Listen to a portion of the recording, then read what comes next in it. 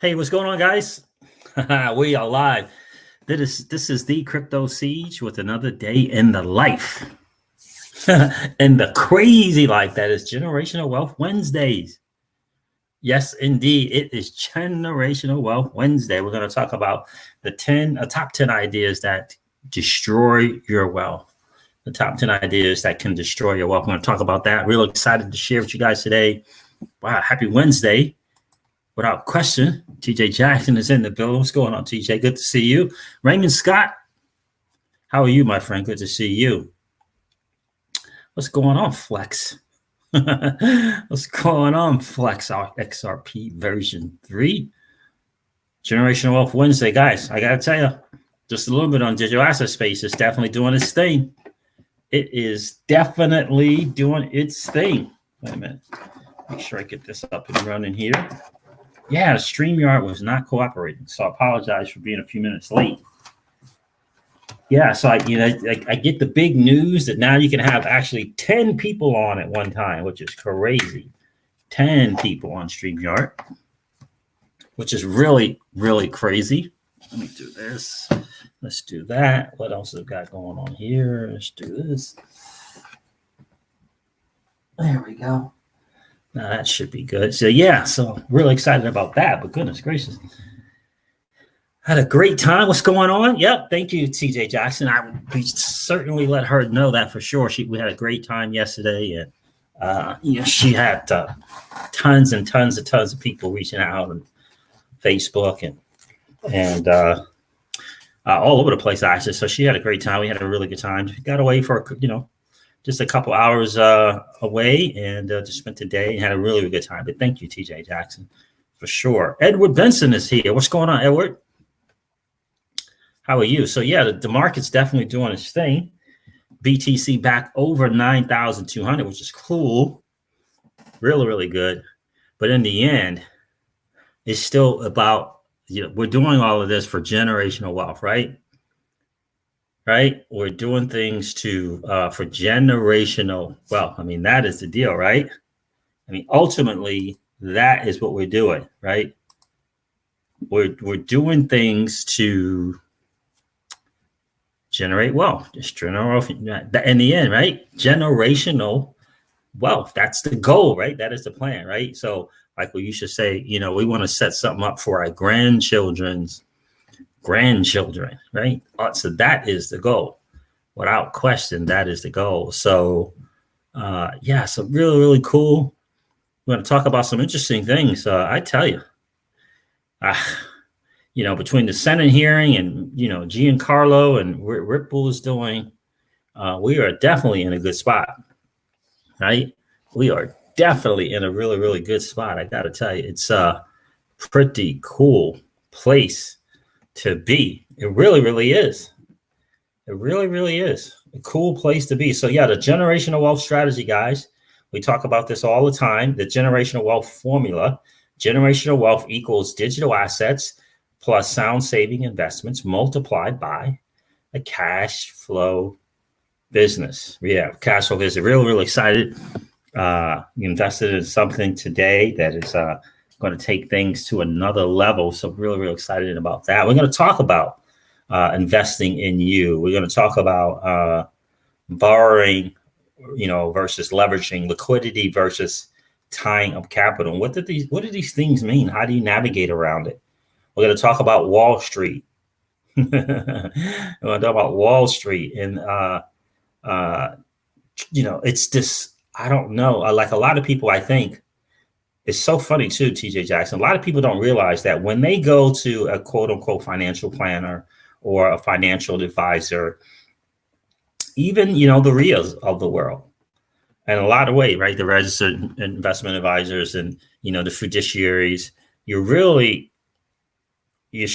there's a measure of trusting Wall Street when you do that versus betting on yourself and trusting yourself.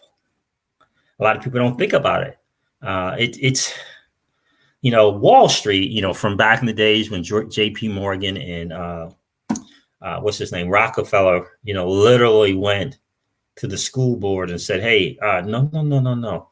Don't be teaching this financial and intelligence stuff. Don't talk liabilities and assets, right? Don't talk sound saving instruments. Don't no. We don't want people financially. What's the word? Financially astute. We want them financially inept. So yeah, let's take this out. Let's take that. Literally said, we don't want thinkers. We want workers. Wow. Think about that. And so it's been a narrative that has been just fed and fed and fed and fed into our system, that we just kind of turn it over to someone who, quote unquote, think about this, turn it over to someone who knows more about it than we do. And no one up until Robert Kiyosaki, really, in my opinion, says, no. Why don't you invest in your financial education? Right? Invest in your financial education and invest for yourself. And you do your own investing. I remember when I first heard him say that, I was like, what? Do my own investing? What do I know, right? He said, no, read this book and read this book and read this book and read this book and read and read and read and read. Level up your financial IQ, right? Level up your financial IQ so that you can invest and know what to invest in. And I really like this, kind of know your investor DNA. What is your investing persona? Like, know that inside and out, backwards and forward. What is it? What is it made up of? There's a really, really funny thing about risk tolerance, and you get that question a lot of times, right? I remember when we hooked up years ago with a wealth advisor, right? And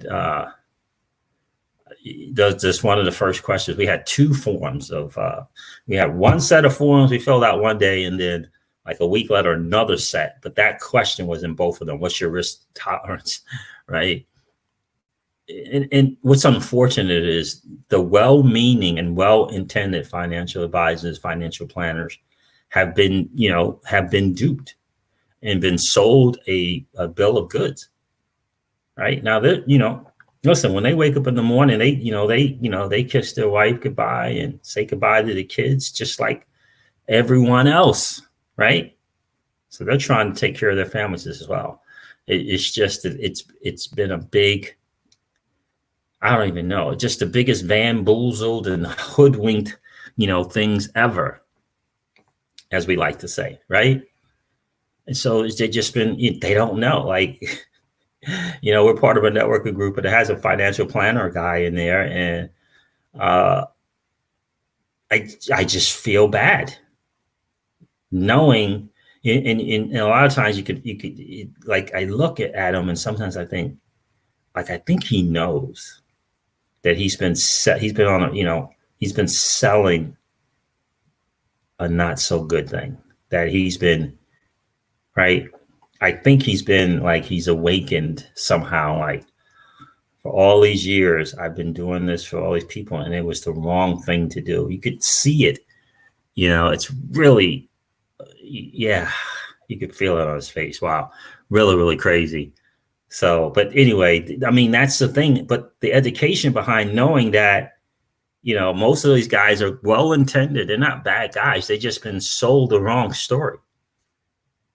And so, when you think about the Wall Street and the markets, 6% average the last 30 years.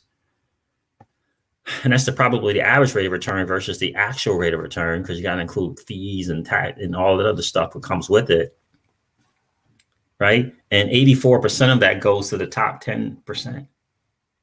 Wealthy people, top 10. So it's a tough deal. And I think, you ever think, right? Here's the thing I want you to think about for a second. You ever think about why these wealthy CEOs or just wealthy people in general, when it comes time to take advantage of the market, when it comes time to, they're expecting to be able to do some big things. You ever notice when the wealthy, when it comes time for them to do some really, really big thing, they don't go into the market, that they actually come out of the market. You ever, like they'll tell you they're completely out of the market. You ever like wealthy, Jim Rogers, I've heard him say several times, I'm just sitting on cash. I'm just sitting on cash. Right? I'm staying liquid. You ever think about that? Like when it's the big move and the big opportunity, they go to cash. They have cash on hand. And it's got to be a reason for that, right? It's probably because when the opportunities come, and they will come, you can win right away. You can win. You can win literally on that purchase, on that acquisition, on that partnership, whatever it might be. You can win right away versus having to wait for a thing to happen, right? And it so much of it is really the velocity of money. I think this is a really, really interesting thing. Earning 3 to 5%, 3 to 5 times versus earning 10% one time. We hear it in the digital asset space all the time, especially in the XRP community, that it is about the velocity of your money. It's really, really about the velocity of your money. How fast can you keep your money working for you, right? I'd rather make 3 to 5% safely 3 to 5 times versus 10% one time, because the 10% one time is significantly riskier than the 3 to 5%. 3 to 5 times, right? 3 to 5%, 3 to 5 times, 7 times, and 9 times, right? It's the velocity of money. Really, really is. What's up, Danny Loft? Good to see you, brother. Good to see you in the stream. Crypto Keeper's in the building. What's up, Crypto Keeper? Good to see you. Josh is here. What's up, Josh? Josh says, I like this. I'm going to share this one right here. Josh says, I'm going to hear this while I eat this tasty steak and eggplants. How about that? Good for you, Josh. Good to see you tonight, man. Enjoy. Be careful with that steak, bro. Coco Crypto is in the building. What's up, Coco Crypto? Good to see you, miss.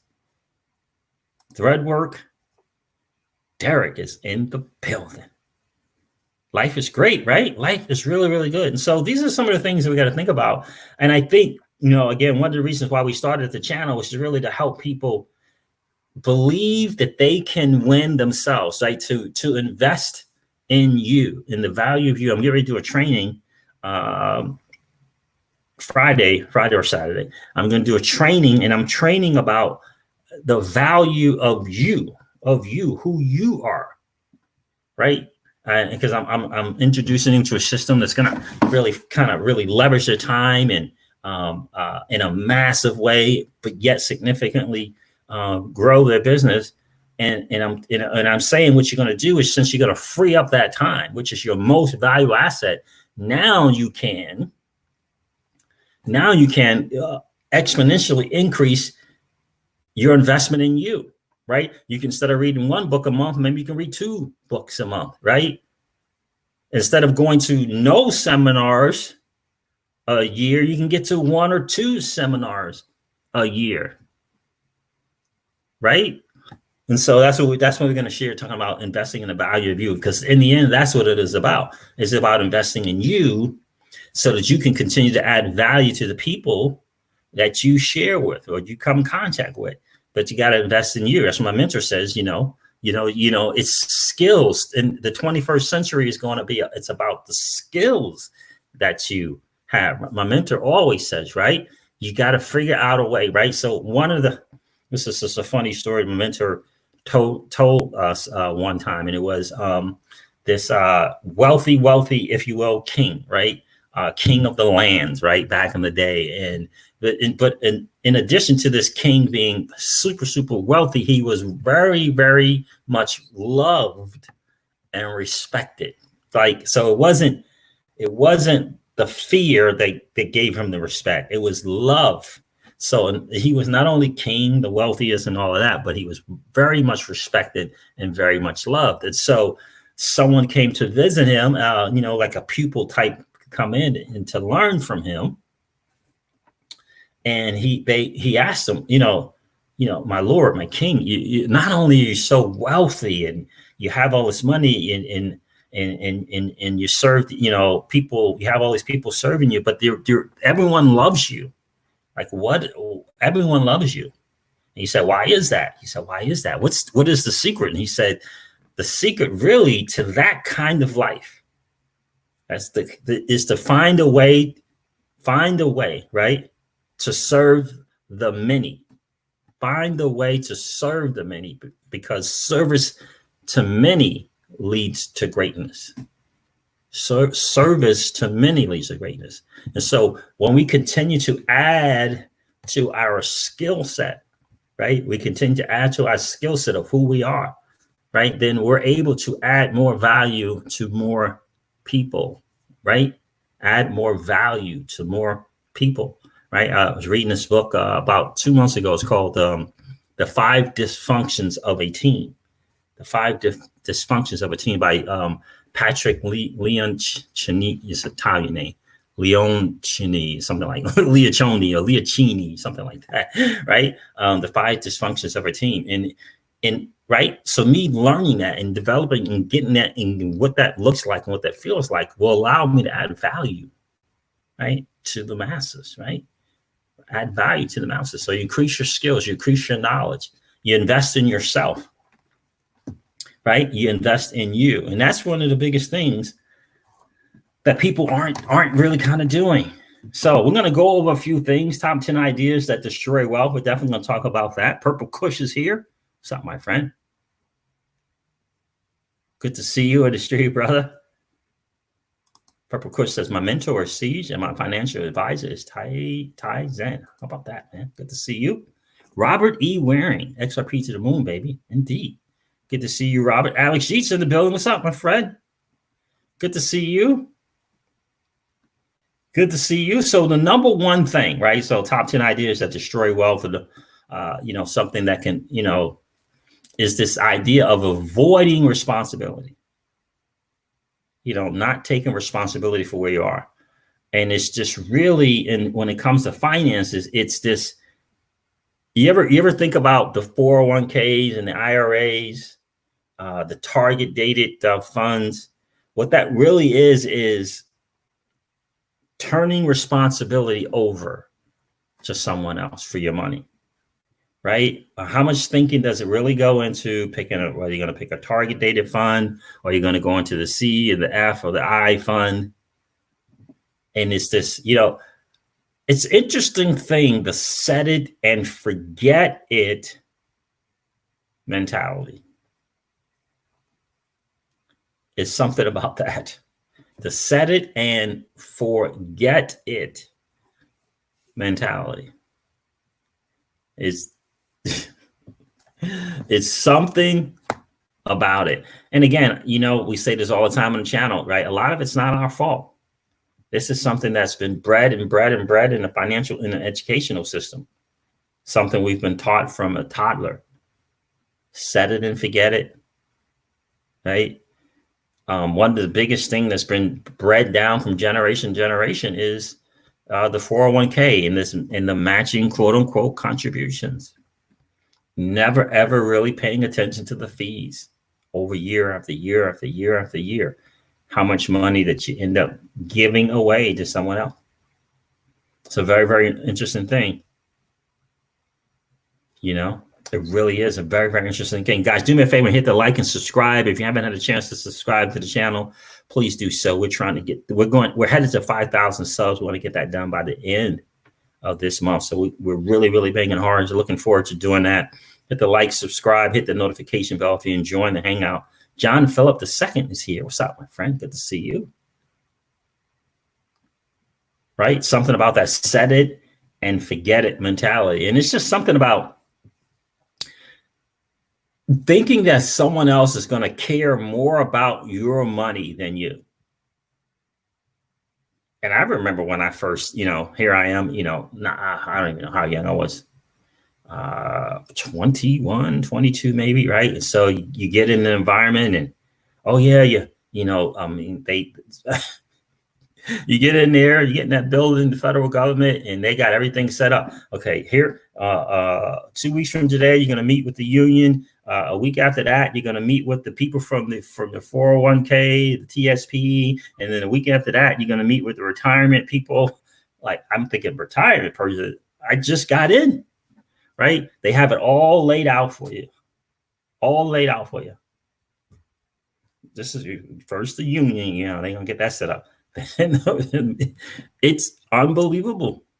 Okay, and everyone just kind of walks in line. And everyone, you talk with people that have been there 15, 20 years ahead of you, 10 years ahead of you, and they're like, oh yeah, matching contribution, man. I mean, that's it. Oh yeah, that C fund is this, and that I fund is this, and no one ever said, well, man, pay careful to the fees.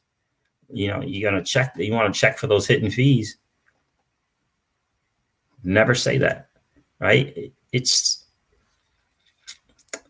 I don't know. It's just, I don't want to say lazy, but it's just an overall thinking. No one thinks about that with their car. Isn't that funny? It's so funny. No one ever thinks about that with their car. No one ever says, yeah, I'm just going to here. Oh yeah. You need to borrow the car. Go for, yeah. Take the key. Here's the keys. No problem. No one ever thinks that someone's going to take better care of their car. Right? But they think that about their money. No one thinks that someone's going to take better care of their car than they will take better care of their car. No one thinks that. But they'll do it in a heartbeat with their money. You ever think about that? Right?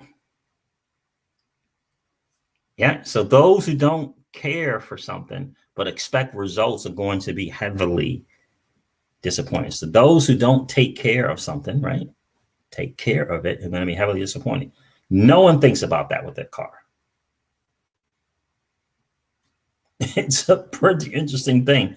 But with the money, oh yeah, turn it over to this one, turn it over to that one. And this is not about a harp on financial planners or financial advisors. Again, it's a whole system, a whole bill of goods that has just been sold to everyone. Thank you, Young New York. I appreciate that. All right, definitely appreciate that.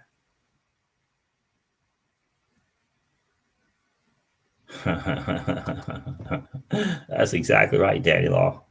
That is exactly right. Oh, how about that, Melvin McLeod? Good to see you, man. Good to see you. Melvin said, Siege, I recently took my money out of the 401k and started figuring things out myself, which is better in the long run. Absolutely, my friend. Absolutely. I got to tell you, I'm going to be honest with you. Generational wealth strategy, generational wealth formula, I should say. Generational wealth equals digital assets plus sound saving instruments multiplied by a cash flow business.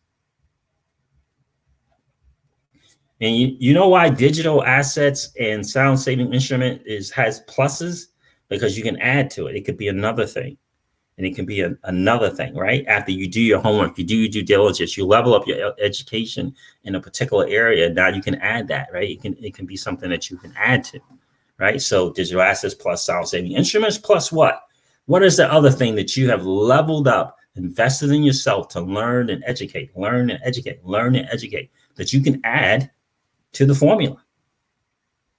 What is that thing, right? What is that thing? Good for you, my friend. Let me show that again. That's, and now it's time to, invest in yourself and better educate yourself, right? Maybe a portion of that goes into a sound saving instrument like the Celsius network. Maybe a portion of that goes into a sound savings instrument like a dividend paying, properly structured whole life insurance policy like what we have for this channel. Those are our two sound saving instruments, right? Good for you, bro. Good for you. I'm excited to hear about your learning, my friend. I'm excited, Melvin, to hear about your learning. I'm excited to hear about the books that you're reading and the books that you've read and the seminars that you've attended and maybe even a mastermind that you've joined. I'm excited to hear about the mentor and or coach. Make sure you choose those wisely, like we like to say. I'm excited to hear that, man. I'm excited to hear about your journey, my friend. Depends in your car. Right. So Jackie J, what's going on, my friend? You on vacay, dude, right? I am not on vacay. Nope. No, nope. Winning Charlie Steen style. I like that. Oh, Will XRP said took his money out, invested in crypto. Okay. And right. And so, hopefully the deal is, Will, I'm sure it is, that you did your homework. You're doing your homework. You know about the team behind your crypto, and hopefully your crypto has a team behind it. You done your due diligence, right? You educated yourself on the digital assets that you're particularly invested in, right? Whether it be DeFi platforms, whether it be like Celsius Network, whether it be digital assets, you've done your homework. That's the key. The key is to level up your education, right? Because the only time investments are risky is it's not really the investment, it's the investor, right?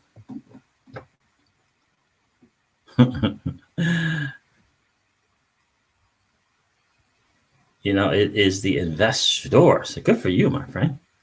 Edward Benson is in the building. What's going on, man? XR preacher.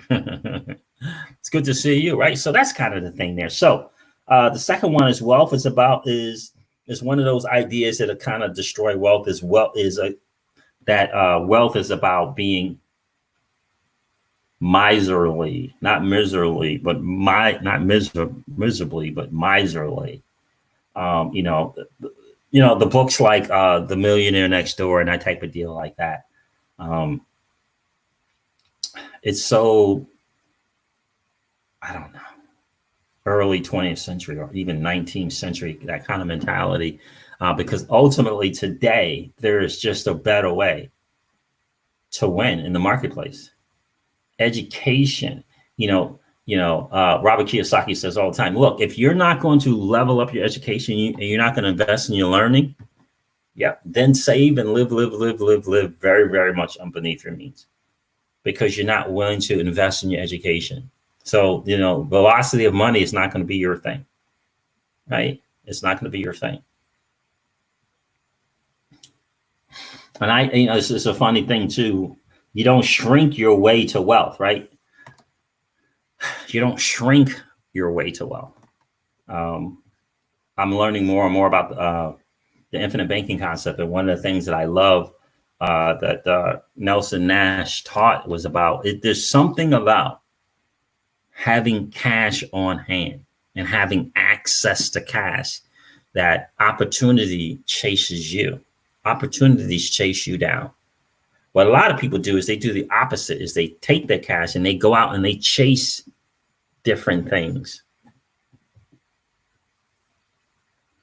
When you have cash on hand, opportunities come to you. It's a very, very true thing. That's why the wealthy people, right, when they prepare for, just to make millions and millions and tens of millions of dollars, they come out of that risky market and they hoard that cash for a reason, because they get bigger wins that way, because they're in control, right? And so someone say, he who controls the cash is king. He who controls cash is king. That's what cash is king came from.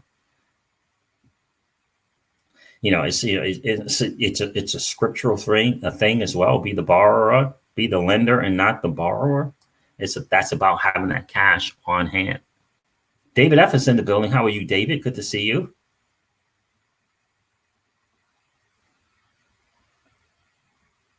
For sale is here. What's up, for sale? Mark Wilkins is here. What? Oh, good to see you. You bought back in the GBTC, huh? All right. Mark Wilkins says, hey, Siege, I bought back into GBTC today because I believe the big uptrend is coming now. Cheers to you. Cheers to you, my friend. And I wish you the best of success, my friend. The best of success. Right? So it's something about sacrificing. It's an interesting thing. It really, really is. It's an interesting thing about the the overall, 30 years of sacrifice, and I'm talking about the scrimping, right? I saw a couple on YouTube today, young couple, and they're, the couponing it and maneuvering dinners around maneuvering dinner around their friends' houses. It's like maneuvering dinner time around their friend's house. If you understand what I'm saying, talking about that kind of scrimping and saving, right? That's an interesting thing. Yeah. That, my friend, is an interesting thing. Thank you, David. I appreciate that. Yeah, right. Maneuvering their dinners around their friends, like the visits to the friends' houses. Wow, that's a tough way to try to save some money, right? Think about that. And so, 3 ways to live within your means. Number one is it's going to require a certain amount of discipline. And the other ways are really 2 ways is about knowledge, knowing the thing, knowing, right? So learning about being efficient with your money and learning about expanding your mindset, expanding your knowledge so that you can become better with your money, right? So the third bad idea, right, that can destroy your wealth. Well, the third idea out of 10 that can destroy your wealth is borrowing money for consumption versus investing in value. So borrowing money for consumption, borrowing money, right? It's a lot of people think that, you got to borrow for the car, you got to borrow for the home. When the reality is you don't have to. It's an option, but you don't have to. Or maybe there are better ways to borrow, like in a sound saving instrument. So that's the consumption thing is a big time challenge. That's why we have Generational Wealth Wednesdays, right? The idea of the Lambos and all of that stuff, cool. I think it would be cooler to be able to do that from a cash flow business,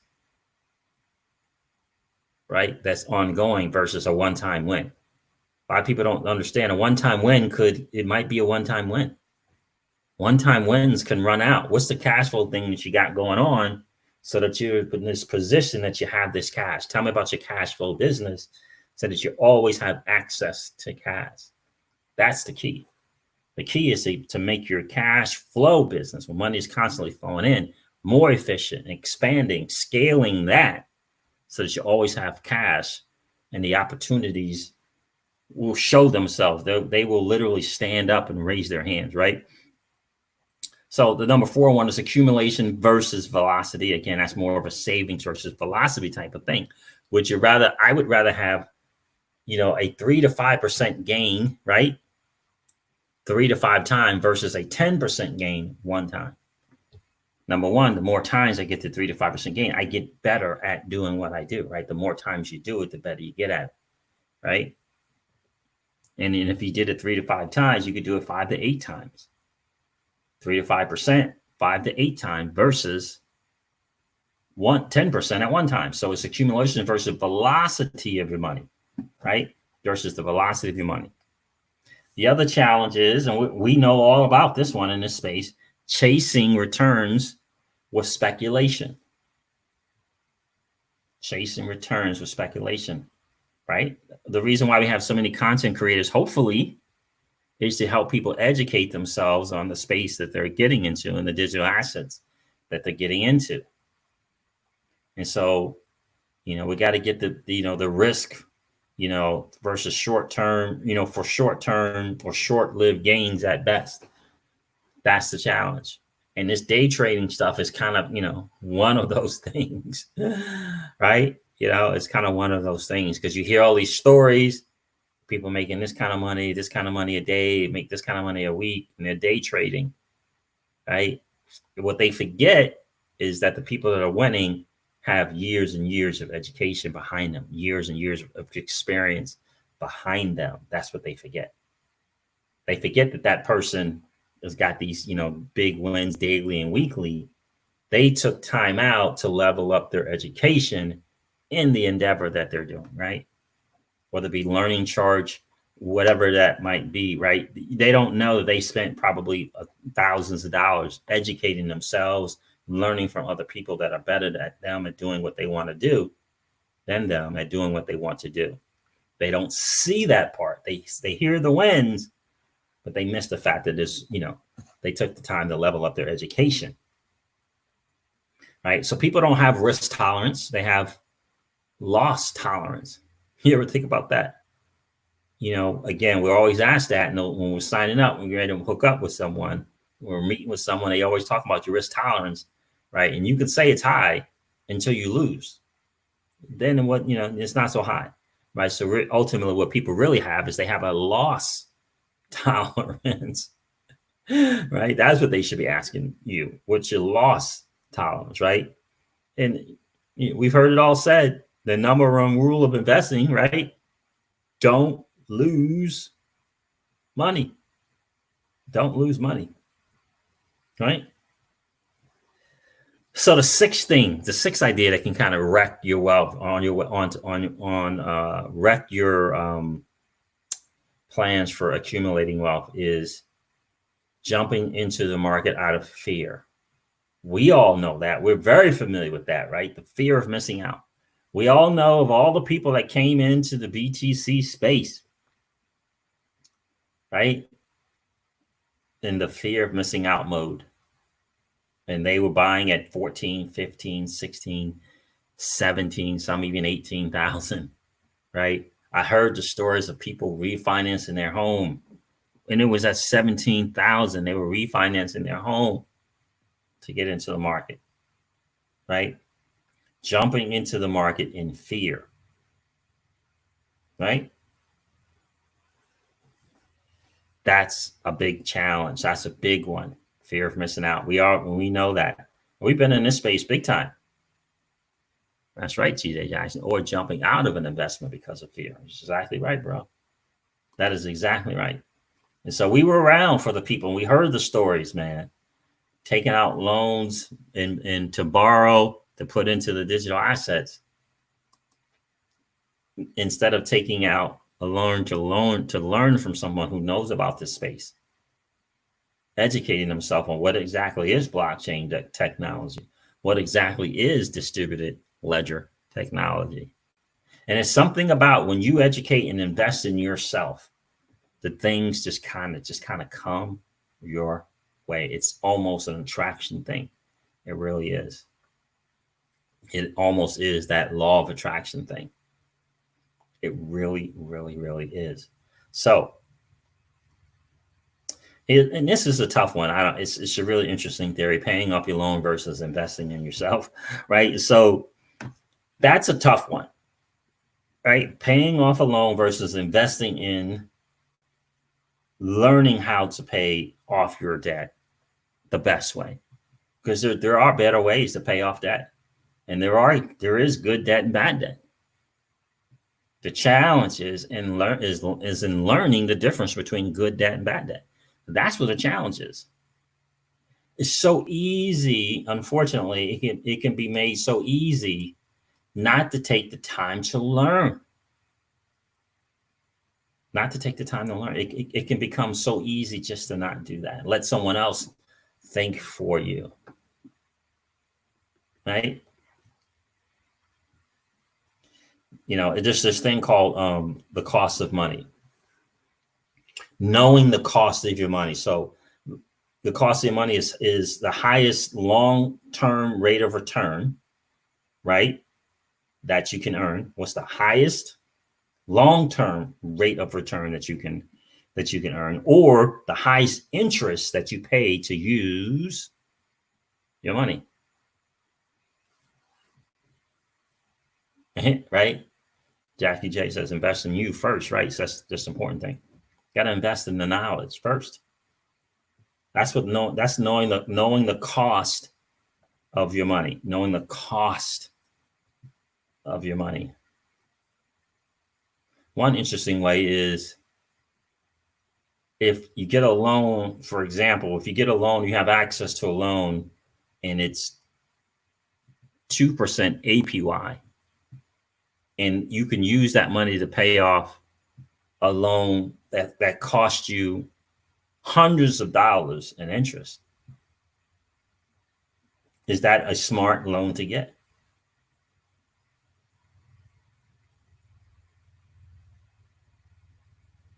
Right? When you think about hundreds of dollars of interest monthly interest, that's a tough deal. So there's a better way to pay off debt. The challenge is you got to know and learn the difference, because it's not always just the APR. It's not always just the APR. You got to learn about whether or not is that interest compounding daily, or is it actually APR, or it's 52 weeks, 365 days versus a daily interest. And they have daily interest loans out there, very much so, right?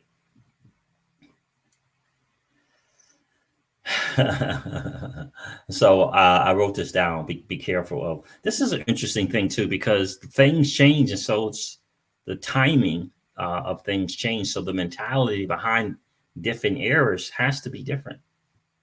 It has to be different. There's a different way to invest today versus when there was a depression.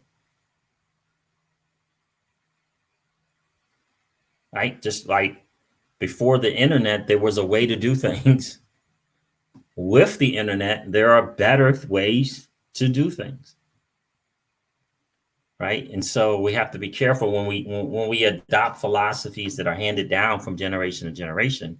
We have to take time to evaluate and think about those, and say, well, does that make sense today for what's going on today? Right? Does it make sense for what's going on today? That is a question we have to always ask ourselves. So the other one is, this is number 8, is leverage, borrowing money without enough knowledge. And I just said that, right? So borrowing money without enough knowledge, because people can borrow for consumption, or people can borrow money to invest. People can borrow money to invest in themselves, right? A lot of people do it. A lot of people, invest in coaches, life coaches. They go to seminars, and they get the webinars, and that's a learning experience in itself. We spend tons and tons of money, because you're going to learn from the good stuff that's out there and the bad stuff. But the fact that you did it to invest in your knowledge is an awesome thing. It really is, because you took a chance on you. We always like to say yes on you, but we got to learn the difference though. Leverage, borrowing money without enough knowledge. And you know what we say? You are either doing the leveraging, or you, my friends, are being leveraged. And you got to ask yourself that in all that you do. So, you can borrow to invest in mental, which is knowledge, or relationship capital, right? That may be an option. But you're borrowing to invest in mental, knowledge, skills, or relationship capital. Relationship capital, really, if we talk about that, is another way of saying that, is investing in a team, investing in a wealth advisor, investing in a private investment bank, investing in a wealth team, investing in bankers, attorneys, who can help you with your asset protection. So that's another thing as well, right? Investing in the so it's mental and relationship capital. What's establishing your wealth advisory team that we talk about all the time. That's an investment, right? That's an investment, because what that is going to help you do is avoid a lot of the challenges. Hopefully it's going to help you avoid some missteps and some mistakes, right? And it's going to help cut down on losses, right? You get a team together with an objective, right, for your generational wealth, right? For your generational wealth, you and your family. So that's really ultimately is the key. So what else? Number 9 is lack of liquidity. This is a big one for us on this channel. It's the lack of liquidity. The lack of liquidity. And again, I don't want to feel like I'm calling out financial planners and financial advisors. In fact, my guy was really good on this one, and that was cash. He was always saying, let's keep a certain portion of this in cash. That's when I really realized that he was really looking out for the better half. He didn't want me to keep the full portfolio in the market. It's always cash on hand. So we were always liquid, always liquid. And a lot of times that's not advised because there's no money. Generally, there's no commission. You're with a team of, you pick your team, your wealth advisor team, right? Whoever it might be, you just pick a name out there, and there's no commission on the cash, right? So got some cash, they got 30% in cash. There's no commission there a lot of times on those accounts. So you got to understand that, right? You have to understand that. And hopefully you get someone, you get that free just here like we did. And early on, I'm going to say within 90 days, got that call. Let's start putting some of this in the cash account. So that's a pretty cool deal, right? Here's the other thing too, is my mentor used to say this all the time. If you think your investment is doing good and it's always going to do good, you're at risk, right? You really have to strategize around the downturns, for the downside. So, right, my mentor used to say to me, Siege, think winter all summer.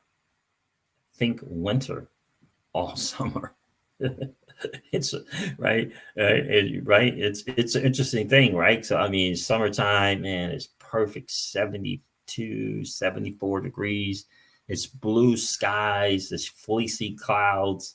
And this is what you say. You tell your mentor, oh my God, it's beautiful. It's great. And a good mentor is going to say, oh, no. You have to think winter and the summer. You got to think winter in the summer. A very interesting thing, right? You ever think about ants? Ants in the summertime, they seem to be working their hardest in the summertime. Guess what they're doing? They're storing up for the winter. They're storing up for the winter, right? So you got to think winter in the summer. Don't get faked out, as my mentor used to say, by blue skies and fleecy clouds, right? And one of the ways is having cash and access to cash at all times. Having access to cash at all times. Here's the other one. Why trust in Wall Street? You ever ask yourself, like, why trust in Wall Street? Why do I need to turn my money over to someone else? Why do I need to turn my money over to someone else? You ever think about that?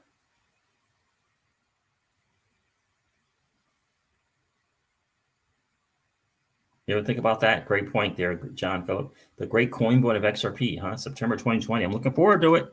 It's around the corner. It's right around the corner. And do I need to? I'll say something about Mr. Yoshitaka Kitao at the end. So why trust in Wall Street? Why not trust in you? And again, it's not our fault. We were never taught to level up our financial education and IQ, to invest in ourselves, to invest in our learning. We were taught that math and science, reading and writing, these are the most important things to learn. These are important skills to learn. Why J.P. Morgan and Rockefeller went to the Board of Education, right? No. We're gonna take that stuff out. We don't want thinkers. We want workers, right? But now you know, right? That wasn't our fault, but now we know we have to level up our financial IQ. We have to level up our digital asset space IQ. We have to level up IQ about the greatest digital asset ever created, which is XRP, right? Investing in our own knowledge and education is massive. Right now, most of that is time in the digital asset space. But in the traditional market, tell me about the book that you're reading. Tell me about the book that you're reading. Tell me about who are you studying and learning under, right? What's the financial channel on YouTube that you're checking out on a daily and weekly basis? Do you know who Robert Kiyosaki is? Right? What's the other guy's name? I forget the guy's name. I can't remember his name. I'll tell you later. But tell me about that. What's the channel that you're tuning in every day, once a day, once a week to level up your financial education? Right? For me, it's Robert Kiyosaki. Without question, it's Robert Kiyosaki. It's Gary Gunderson, right? The Gammon guy. I forget his name. I can't remember his name right now. So that's what we want to know about, right? Tell me about the book that you're reading, right? I'm reading 2 books right now. 2 really, really good books, but they're not financial books. One of them, one's a marketing book and one's on cybersecurity. That's what I'm reading right now, Leveling Up. And these are things that I can add to the channel, add to the family here on the channel, marketing and cybersecurity, right? Another way to add value, right? Another way to add value. But what are the books that you're reading on finances? Did you get through Killing Sacred Cows? Did you finish that book? Did you finish the book, What Would the Rockefellers Do? The book we recommended? Those are the things. And I'm so excited for Will XRP and Melvin, who said, you know what, I'm taking my financial destiny upon my own hands, upon my own self. I'm going to level up my education, level up my IQ, and do what I think is best for my family. And then that's something that you can pass on, right? You can pass on that knowledge as well. That's one of the things we're doing now, right? With little Miss Crypto Seeds, right? Educating her on family business, educating her on sound savings instruments, right? Those are the things that are most important. Tell me, so our formula, generational wealth equals digital assets plus sound saving instruments multiplied by cash flow business. By the way, Celsius, speaking of sound saving instruments, is allowing purchase of USDC. I believe it's going to be BTC, ETH, and USDC through your own checking account and bank card. The 3% fee for your bank card or whatever is through that third party, right? But to put it on Celsius, take it off of Celsius, send it somewhere else. But if you want to do ACH, no fees. So we're talking no fees. So if you can deal with the, whatever day, the 2 to 3 days for it to go from, or 3 to 5 days or whatever it might take, no fees, none, nada, zero, nada. Buy that stable coin, costs you nothing. Cost you nothing, no fees. Wow, absolutely excited about that. Oh, by the way, Danny Loft and all you big time investors out there, you can actually buy equity in Celsius as an average Joe or Jane. Yeah, I get it. In the U.S., you got to be an accredited investor. Buy equity. One might argue that might be better than actually having the sell token. One might argue, Danny Law, that might be better than owning the sell token. One might argue, or maybe have a balance of each, right? But yeah, they're not even letting VCs in. They're doing a funding round for the average Joe and Jane, minimum of $1,000, because you can come in at $1,000, own some equity in Celsius, which is just a ginormous thing right now. It really, really is. And then multiply that by cash flow business. Tell me about your cash flow business. Do you have a cash flow business that allows you? The best cash flow business, in my opinion, is a home-based business, right? It's a home-based business. I was having a Zoom with someone and looking to get a business, right? Brick and mortar, storefront, right? A relatively, small, less than 50 grand to get started type of deal, right? Less than 50 grand.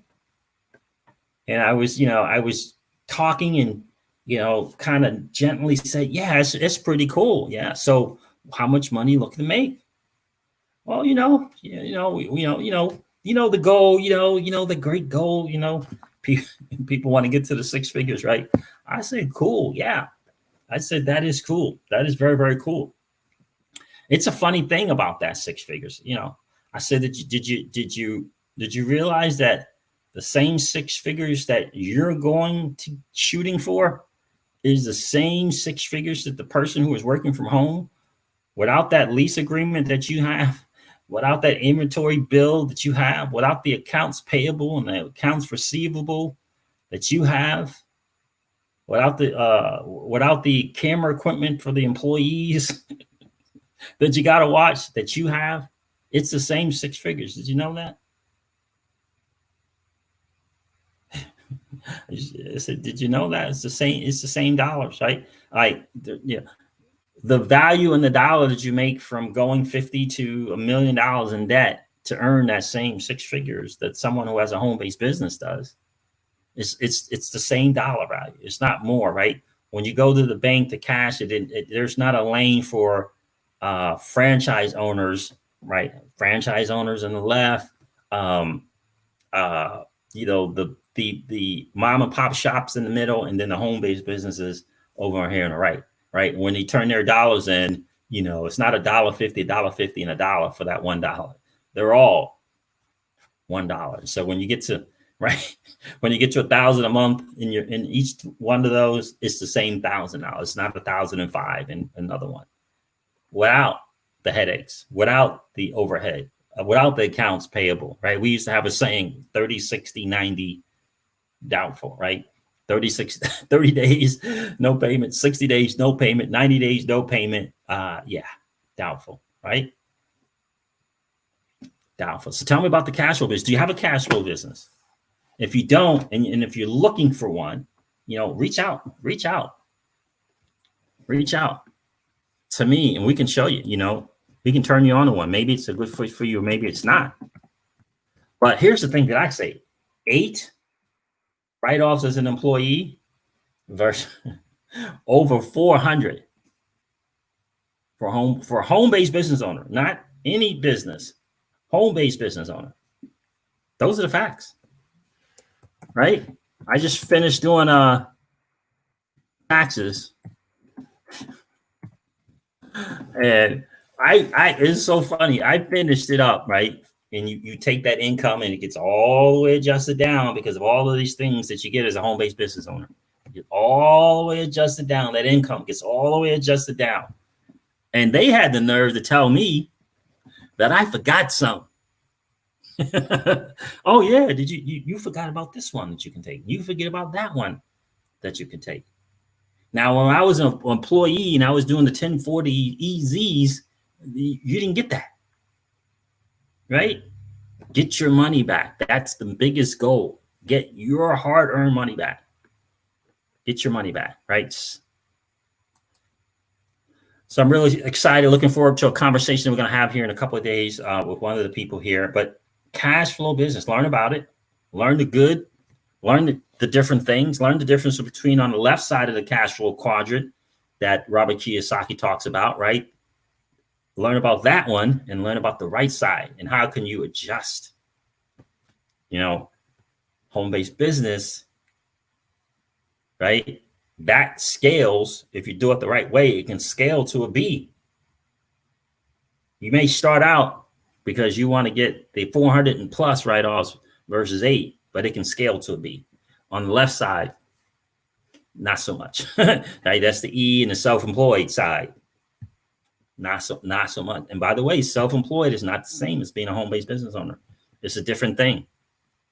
It's better than being an employee, but it's a different thing. Self-employed people they can get up in the morning, they can go, open the key, they can open up the, turn off the alarms and walk into a shop with a lease and a rent payment with accounts payable and accounts receivable. That's a self-employed person. And you got to ask yourself, why did they make all those write-offs for home-based business owners? Like, really? And today you can start a home-based business for less than $100 to make the same dollar as someone who spent $50,000, $250,000, or $1 million to make same dollar. Why would you not take advantage of that?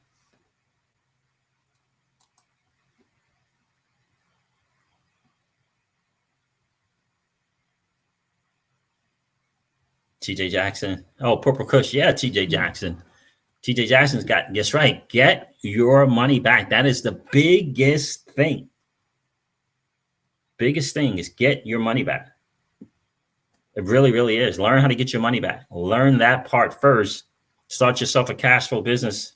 Get started in that. Learn what that looks like. Again, I'm going down. I did all my stuff. And then they said at the end, well, you know, there's like two. Well, it was only two that I didn't think about. But so that's pretty good, right? This is after years and years of doing it. But yeah, they literally say, well, you know, being a home-based business owner, you can do this one, you can do this one, you can do this one, and you can do this one. Can't do that as an employee, guys. Get your money back. You earned it. You worked hard for it. You know, you worked hard for it. So yeah, really, really excited about that. Never forget the generational wealth formula. Generational wealth equals digital assets plus sound saving instruments multiplied by cash flow business. Shout out to Celsius. Oh my goodness. Danny Loft, did you hear me, my friend? You can actually get equity in the Celsius right now. Minimum of, you can actually start for as little as $1,000, earn equity in that ginormous company. Thank you for sale. There it is right there. In that enormous company. I had a friend of mine tell me 50% on Celsius. I was like, 50%? Yep, 50%. Hey, TJ Jackson, 50%. This dude went 50%. This guy's a smart guy. He went 50% on Celsius. I got to tell you, I love that interest, that weekly interest, man. I see that XRP, you know, 5 XRP, 3 XRP, whatever it is. I love it every week. Boom, boom, boom, boom, boom. Earning assets on my assets, earning money on my assets, leveraging and not liquidating. Sound saving instruments multiplied by cash flow business. Get that cash flow business coming in. Love it. Boom. Cash flow business equals monthly, right? It equals monthly high investing in the digital asset space, right? And then getting that money back. All right, guys, I'm going to wrap up this video like I do all my videos. Again, reach out to me. It's cryptosiege@protonmail.com if you want to learn more about a cash flow business. We can help you out with that. Maybe $5. Cell's going $2. Oh, some people excited about Cell token. Who let the bulls out is in the building. Love the Celsius network. Love the Celsius reward. Use the CJ's code in the description. Yep, this is link in the description for all of my videos on the Celsius network without question. Without question, guys. Get yourself a cash flow business. If you have any questions at all, this is what we do. We turn people on to cash flow businesses. Reach out. We can talk.